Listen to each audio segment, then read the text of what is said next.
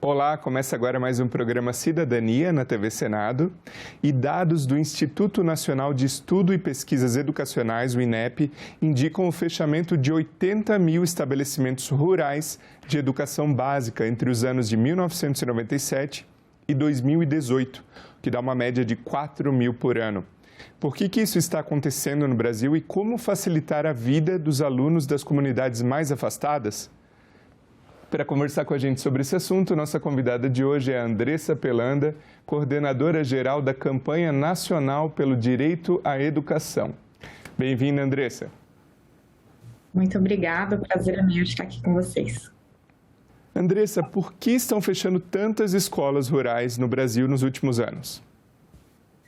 Então, esse é um problema que vem se arrastando e que denota uma falta de compreensão sobre tanto política educacional como política de ocupação do território, né? As escolas do campo, elas acabam custando mais caro, muitas vezes, do que as escolas urbanas, porque elas têm uma relação professor-aluno menor, né? Então, a gente tem mais professores para menos alunos, justamente porque a gente tem uma concentração populacional menor em escolas do campo e acaba gerando um custo maior de algumas dessas escolas e o poder público ainda não entendeu, muitas vezes, como lidar com isso e garantir que essas escolas existam e que possam existir em maior quantidade e na distância adequada das casas dos estudantes.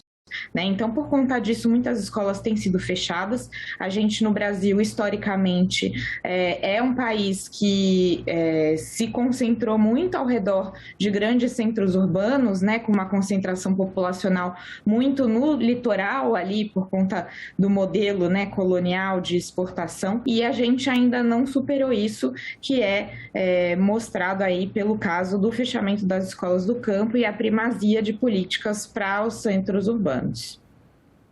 Agora, eu acredito que o poder público faça uma conta mesmo. O que compensa mais? Manter essa escola, como você disse, com menos alunos do que o normal, né? Do que a maioria, ou transportar esses alunos, oferecer um transporte para que eles estudem em escolas de regiões mais urbanas, né? Mas eu acredito que não seja uma conta simples, certo? Então, na sua opinião, quais os benefícios e as diferenças dessa escola rural para uma escola urbana? Então, o que compensa, né? Eu acho que essa pergunta ela é interessante para a gente pensar da perspectiva mais global dela. Então, o que compensa a gente, a curto prazo, fechar escolas do campo, economizar, porque você faz uma nucleação desses estudantes em algumas escolas com maior distância, né, entre as cidades e acaba que a gente tem um investimento maior, né, em uma escola só, em vez de picotar esse investimento em várias e investir mais em transporte escolar. A curto prazo, a nucleação e essa concentração de alunos em algumas escolas, em termos de investimento, acaba compensando mais. Só que pensando em termos de desenvolvimento humano, né, de desenvolvimento social e de desenvolvimento, inclusive, econômico do país, não compensa. Então, a gente não compensa porque a gente precisa parar de gerar problemas de conglomerados e concentrações urbanas, né? A gente precisa desenvolver os interiores do país, né? A maior parte do território brasileiro é em área rural, né? Então a gente tem um déficit aí grande de desenvolvimento socioeconômico nessas regiões e manter escolas, manter instituições, estabelecimentos de saúde, instituições públicas nas zonas rurais é muito importante para esse desenvolvimento socioeconômico. E aí, claro, a parte mais importante de todas é a garantia do direito à educação dessas crianças, né? Então, a gente precisa entender que o financiamento da educação, ele não é só mais um check na lista do que o Estado precisa financiar. Ele é o financiamento de um direito, o primeiro dos direitos garantidos na Constituição Federal, e ele não é à toa que é o primeiro direito listado no artigo 6º da Constituição, é porque ele é um direito que abre porta para outros direitos e, portanto, o Estado tem o dever, a obrigação de garantir esse direito com condições adequadas, que não é o que tem acontecido. Então, a educação do campo, ela tem suas especificidades, inclusive a gente fala da diferença entre a educação no campo e do campo, né? No campo ela está ali no local, né, na zona rural, mas do campo porque ela é adequada, inclusive, para pensar sobre o território, sobre essa ocupação do território, sobre a produção daquela terra, sobre a sustentabilidade, sobre as culturas e tradições daqueles territórios, né? Uma educação integral, pensada dentro daquele contexto para aqueles estudantes, para que a gente possa transformar aquela realidade criticamente. Então, ela não só é essencial em termos de você garantir a permanência dessa população no campo e o desenvolvimento daquele lugar, como também para garantir uma transformação crítica das nossas zonas rurais do Brasil. Então, quando a gente fala o que compensa, né, e fechar escolas do campo é a resposta que não compensa, é a resposta do imediatismo do curto prazo que não pensa no desenvolvimento global, socioeconômico do Brasil. E, Andressa, as escolas rurais, por estarem numa zona específica, né, elas oferecem algum tipo de ensino diferenciado, mais focado nesse ensino rural, ou a grade curricular, a grade das matérias é a mesma de escolas urbanas? A grade das matérias em si, ela é a mesma para todo o Brasil.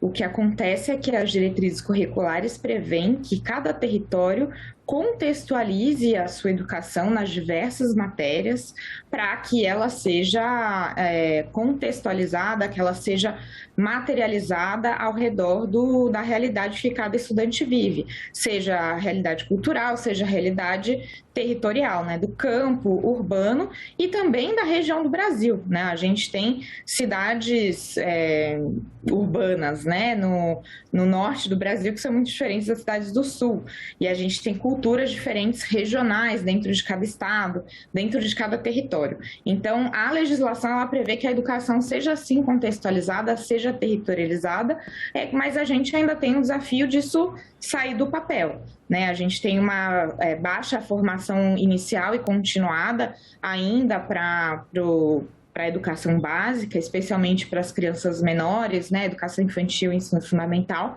que a gente ainda tem que superar, e especialmente nas escolas rurais, porque elas são ainda menos valorizadas, então o incentivo para que os profissionais vão para essas escolas e fiquem nessas escolas, se formem de forma contínua, né, se reciclem aí de sua formação, ainda é muito baixa. Então a gente tem um desafio para chegar a uma educação de fato territorializada, contextualizada, e o mesmo vale para a educação indígena, a educação quilombola, que tem ainda menos ofertas de cursos de formação continuada, de formação especializada para isso, né? Então, a educação rural também tem esse desafio, porque a gente tem dentro da educação rural povos indígenas, povos quilombolas, povos ribeirinhos, das águas, das terras, das florestas, que sofrem ainda com essa falta de formação especializada, continuada e valorização dos profissionais dessa educação.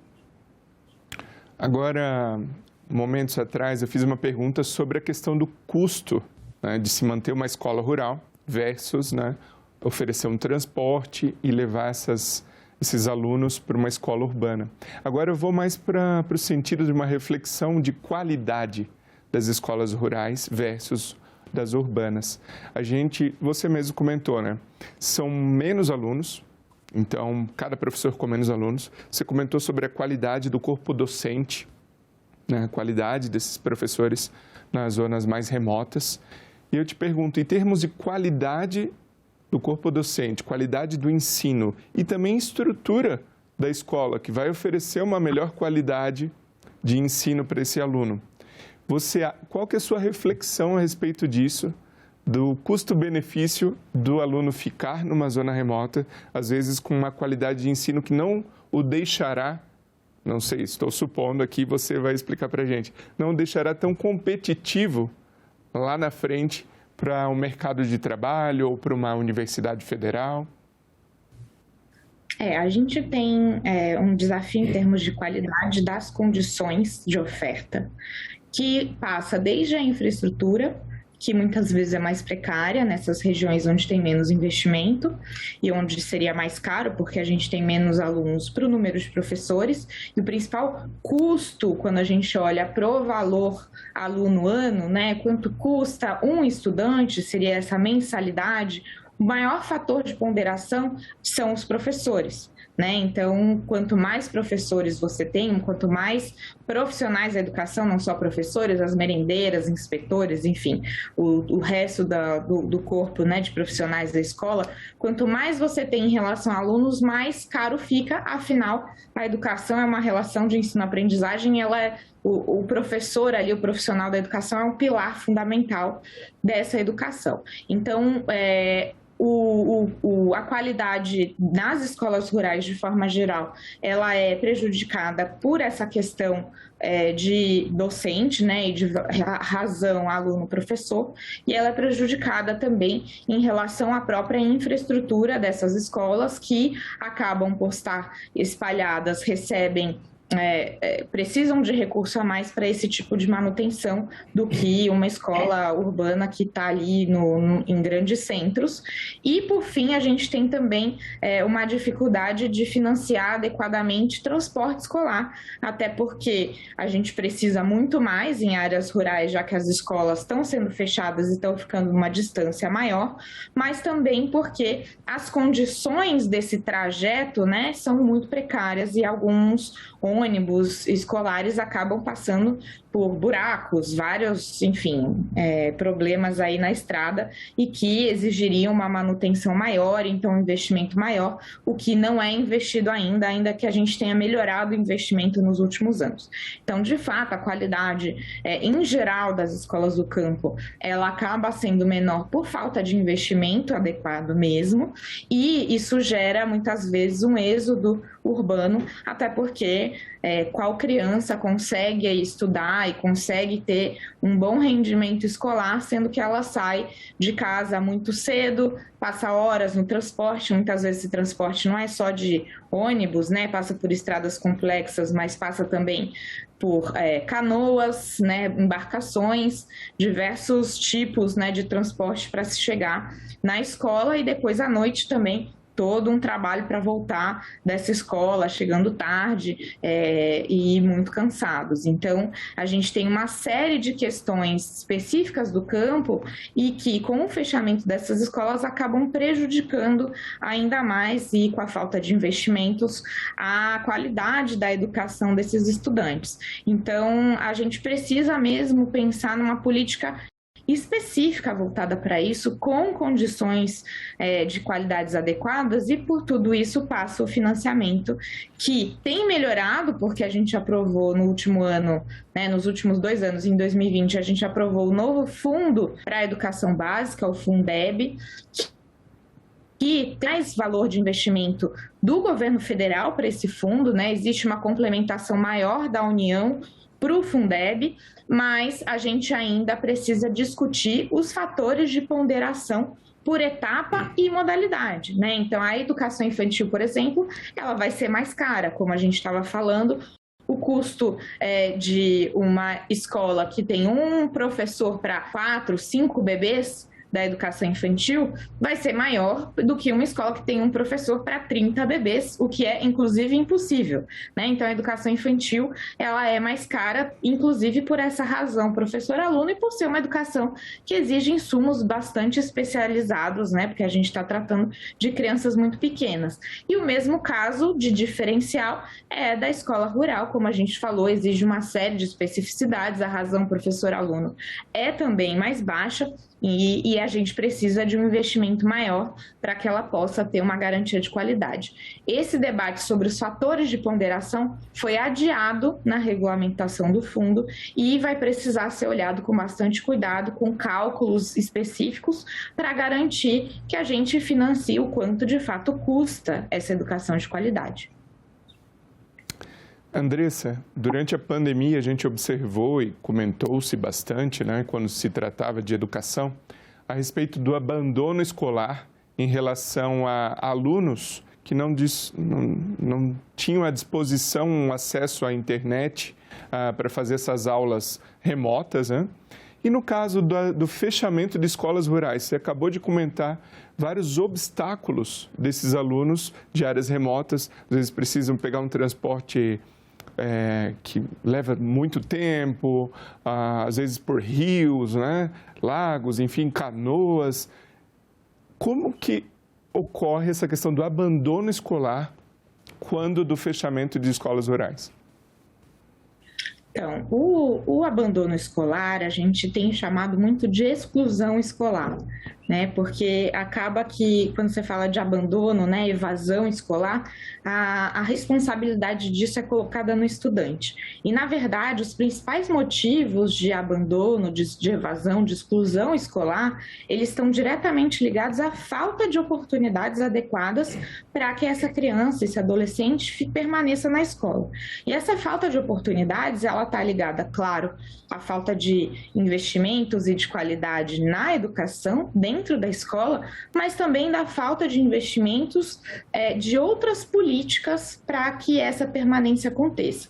E aí, um dos casos, por exemplo, que é muito comum no campo, é o trabalho infantil, né? A gente tem casos gravíssimos de trabalho infantil no campo que geram uma série de sequelas para a vida, né? De violência, de saúde com essas crianças, mas isso está diretamente relacionado com a falta de investimentos na agricultura familiar, na garantia de subsistência das famílias, na garantia de um arcabouço, né, de direitos ali que garanta uma vida digna, um bem-estar para aquela população que está no campo, que acaba não tendo infraestrutura nas suas cidades também, não tendo infraestrutura de acesso à saúde, a outros aparatos do Estado e que acaba gerando uma série de vulnerabilidades para aquelas crianças e adolescentes, e o trabalho infantil é uma delas, né? Então, a gente precisa pensar que o desenvolvimento das escolas rurais e da garantia da qualidade dessas escolas está diretamente relacionado ao desenvolvimento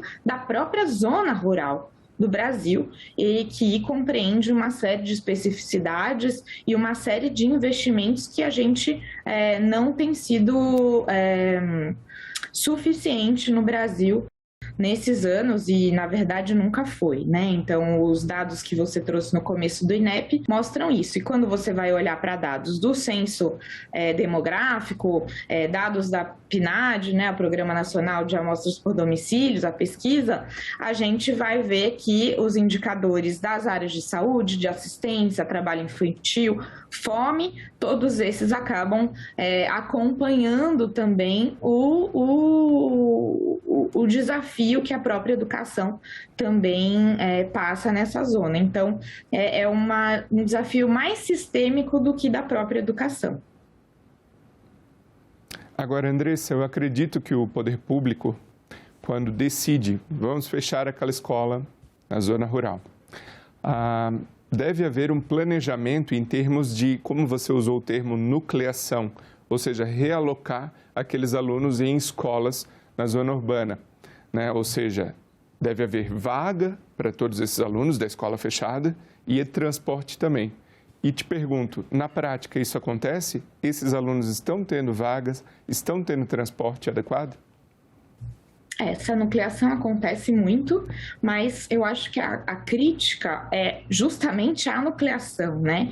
Essa tomada de decisão por fechamento da escola, que só para começar viola artigos do Estatuto da Criança e do Adolescente que dizem que a escola tem que estar próxima da casa dos estudantes. E a gente vê casos de crianças que às vezes precisam de 2 horas ou mais para chegar na escola. Então, isso já é em si prejudicial, né, à qualidade da educação dessas crianças e viola uma série de direitos, até porque a criança, nesse trajeto, pode passar por diversos tipos de violência, riscos e vulnerabilidades. Mas, para além disso, né, quando essa nucleação acontece, você dificulta também essa contextualização, essa territorialização da educação, porque a gente vai ter crianças de lugares muito distantes, às vezes de culturas diferentes, chegando nessa escola, e aí você não consegue territorializar tanto, porque a gente vai ter ali uma criança que vem de um outro território, de outro lugar, indo para essa escola, e muitas vezes isso vai incentivar aquela família a abandonar aquele território e migrar, especialmente para zonas urbanas, né? Então, esse êxodo urbano vai acontecer. E outra questão que eu acho que é importante de se ter é que a gente tem, muitas vezes, famílias que fazem esse êxodo pendular, que geralmente impactado, né? Ele acaba usando o que a gente tem na educação, que seria a pedagogia da alternância, né? Então, algumas famílias se mudam para alguns lugares do campo para os momentos de colheita, os momentos que elas vão ser contratadas para trabalhar ali naquela região em momentos específicos do ano. E aí as escolas têm que ter essa flexibilidade para receber essas crianças que vêm e que voltam. E se a gente não oferece esse tipo de educação flexível, essas crianças vão ser também prejudicadas, porque a família está inserida nesse método aí de produção, de trabalho específico dessa migração pendular, que a gente chama, e que a educação acaba tendo que receber essa diversidade aí, essa flexibilidade de acordo com as famílias. Se a gente não tem escolas no campo para receber essas crianças, a próprio mercado de trabalho, né, a própria profissionalização dessa família acaba ficando também prejudicada, porque ela não vai conseguir ficar migrando por conta dessas crianças, ou vai migrar e a criança não vai ter o acesso à educação quando ela estiver em um lugar ou no outro. E, Andressa, para a gente encerrar, então, tramita hoje no Congresso, mais especificamente na Câmara dos Deputados, um projeto de lei que prevê que o Ministério Público se manifeste antes do fechamento de alguma escola na zona rural. Queria saber a sua avaliação sobre esse projeto e quais benefícios ele pode trazer para o Brasil. Eu acho que é muito positivo que a gente traga os órgãos de controle para essa discussão, até porque você tem um peso e contrapeso para essa tomada de decisão a partir da garantia do direito, mas eu acho que somente uma manifestação no Ministério Público não é suficiente.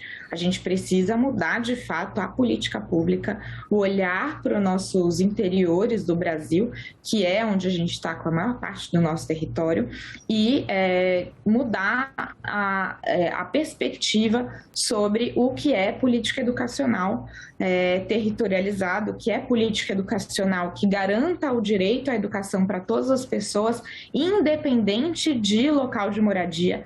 A gente vê isso, inclusive, como uma política discriminatória, quando a gente tem políticas que não se adequam ao local, né, que essas populações moram, e a gente precisa garantir que a legislação saia do papel. A gente tem já uma legislação muito avançada em relação à educação de forma geral, mas que prevê todas essas especificidades nas diretrizes curriculares, na questão do padrão mínimo de qualidade, na questão do próprio investimento. A gente está fazendo alguns ajustes, mas a gente tem também uma previsão legal adequada, mas a gente tem uma dificuldade grande para que a política educacional, para que a lei no Brasil saia do papel. E para isso a gente vai precisar ter mudanças dentro da visão dos executivos sobre o que é direito e como garantir esse direito nas diversidades, mas a gente também precisa que a população se coloque, a população exerça ainda mais sua cidadania e não só no momento da eleição. Muito obrigado, Andressa Pelanda, pela participação aqui no Cidadania. E o meu muito obrigado a você que nos prestigia com a sua audiência. Essa entrevista e todos os nossos outros programas já estão disponíveis para você rever ou compartilhar no nosso site senado.leg.br/tv ou então pelo nosso canal no YouTube. Aproveita e se inscreve lá e ativa o sininho para receber as notificações. Obrigado e até o próximo Cidadania.